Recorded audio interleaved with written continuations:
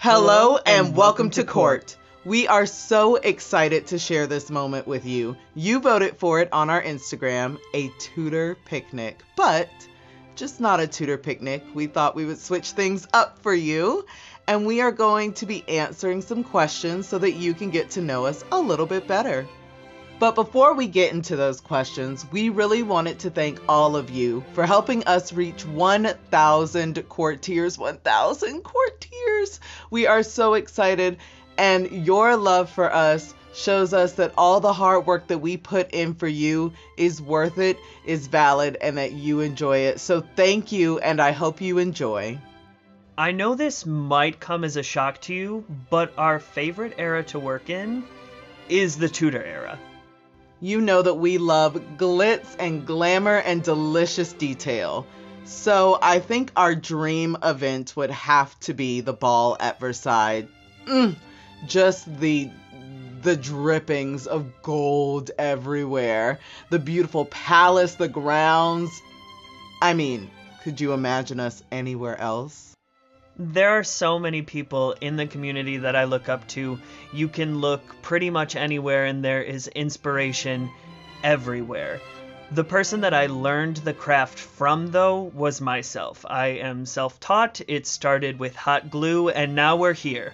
I draw inspiration from a lot of different people in my life, but I would have to say that the person that taught me how to do my craft the best would have to be my mom. I tend to do more of the editing on this channel, and she really taught me how to view things objectively, especially when it comes to my art. Well, after pulling an all-nighter to get it done, I would have to say that the project I'm most proud of is the one you see in this video. I think that the project that I'm most proud of would have to be the Cicely Tyson tribute. It taught me not only so much about editing, but so much about pouring my emotions onto the page when I write, and I absolutely love that.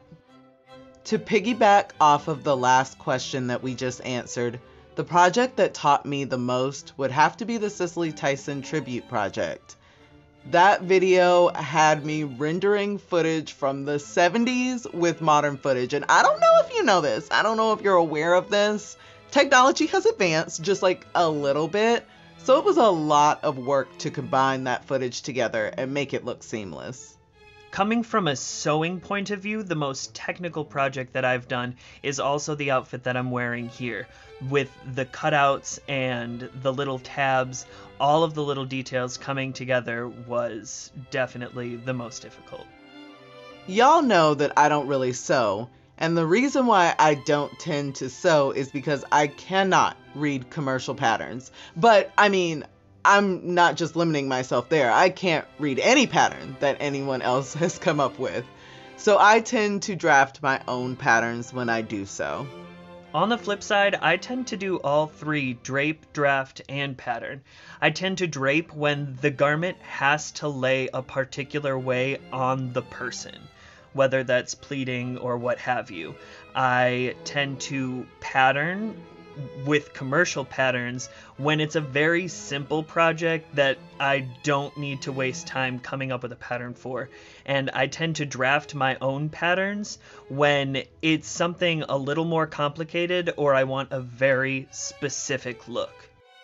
The most unconventional material that I have used was used in the raincoat video for the baby.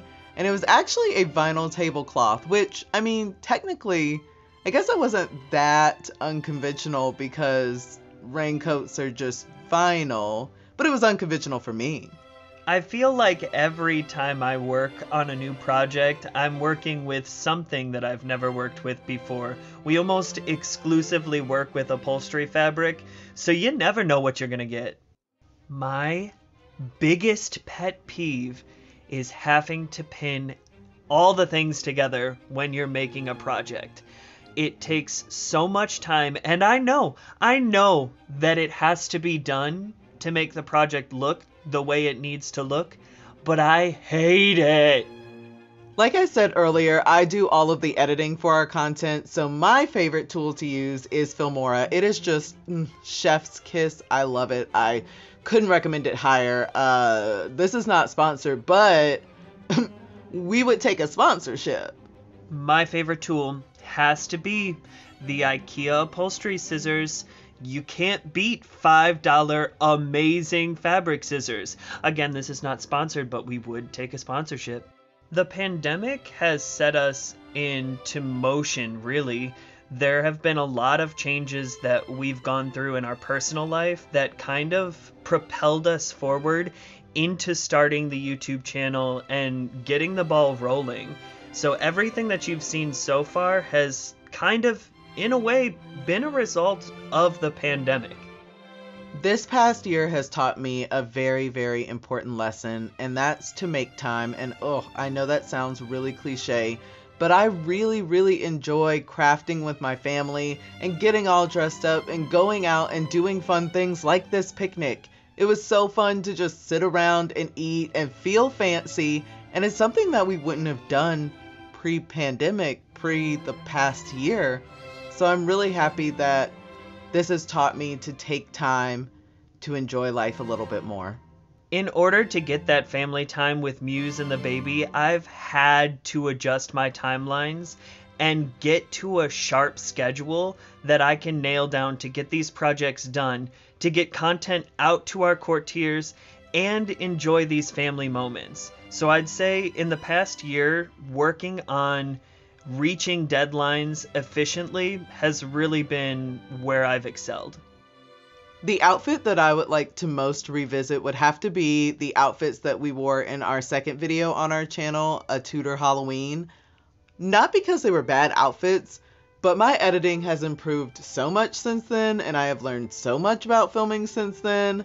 So I would definitely love to recreate that shot for shot at some point. Just, better. In the words of Edna Mode, I never look back, darling. It distracts from the now. The best tool that we've invested in up to this point has got to be the mannequin that we have for Muse. It's been able to propel our work forward in ways that I wouldn't have been able to had I not had a mannequin. Speaking of mannequins and dress forms, we are looking into getting a dress form for the baby and for Dionysus so that he can make all the things and make all the things fitted for both of them. If you would like to donate towards that goal, check out our Ko-fi page linked below. We both buy fabric for projects and buy fabric without a specific project in mind, but we tend to only buy fabric without a specific project in mind if it is great quality fabric and it is at a super, super, super cheap price. That way we have a starting point for a future project and we can build around that one piece of fabric or those pieces of fabric if they go together versus trying to come up with something completely from scratch. We like to shop our stash and use all of the things in our stash before going and getting more. So that's always something that we look at as well. We have so many things planned for the future, a couple of really fun collabs, but I think, and I don't know if you agree, you probably do, Dionysus, but I think that what I'm most excited about is our project centering around 1940s fashion. You know that we try to push the boundaries and get bigger and bigger every time. And I'm pretty sure our projects are just getting bigger from here.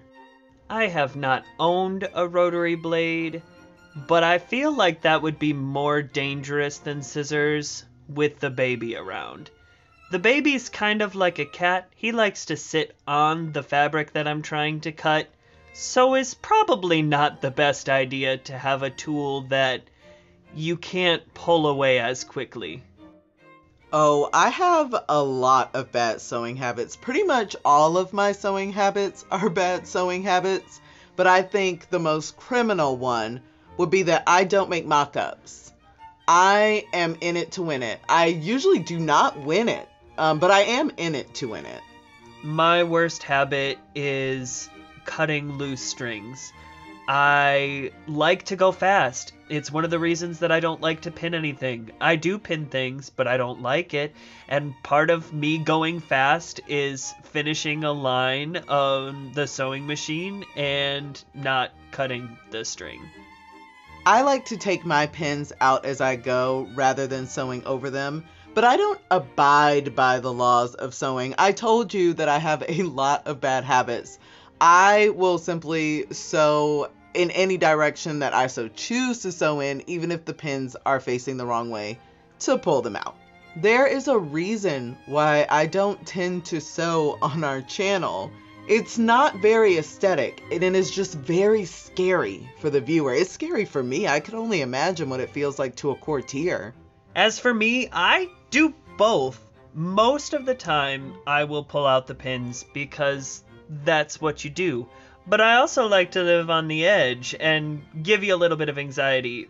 But that's typically only when I'm using fabrics that need to stay exactly where they are.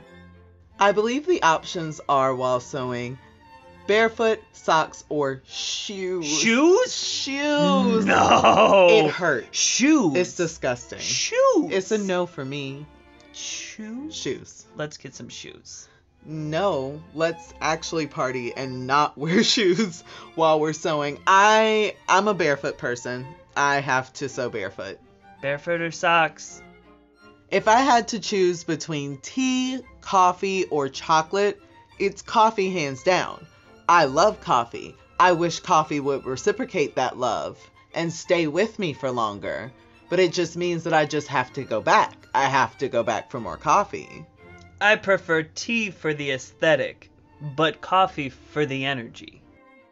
What do I like to listen to while I'm working? Personally, I like the sound of silence.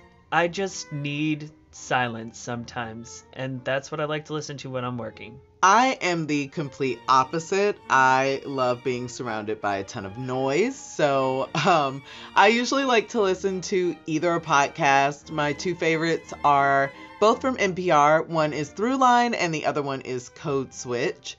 And then I sometimes like to watch videos. I will usually watch Strictly Dumpling or Binging with Babish to live out my full cooking and eating fantasies. Thank you so much for joining us on this Tudor Picnic. We recently have started talking a little bit more about topics that mean a lot to us, but we still got the lulls for you. We have a lot more coming up, and we have a comedic video planned for the end of this month that we really hope that you enjoy. As always, thank you for visiting with us today. If you are a courtier and you are here again visiting with us, thank you for helping us to get to that 1,000 subscribers. If you're new here, consider subscribing and definitely hit that bell icon for notifications so you can be updated with all of the big projects that we have coming out.